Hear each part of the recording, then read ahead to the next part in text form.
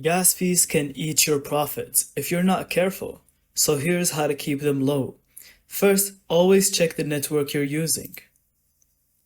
Ethereum fees are usually the highest, but if your wallet supports layer 2s like Arbitrum or Optimism or Base, use those. They're way cheaper and just as secure. Second, timing matters. Don't just send a transaction during peak hours when everyone's trading. Fees are usually lower late at night or early in the morning. Third, inside your wallet, whether it's MetaMask, Trust Wallet, or Phantom, there is usually an option to adjust gas settings manually. You can pick low, medium, or high. If you're not in a rush, set it to low and wait a bit.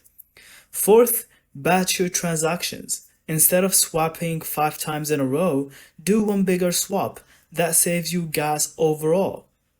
Follow those steps and you'll stop wasting money on fees and keep more of your crypto in your pocket. Thank you so much for watching. I hope you found this video helpful. And don't forget to leave us your thoughts in the comments.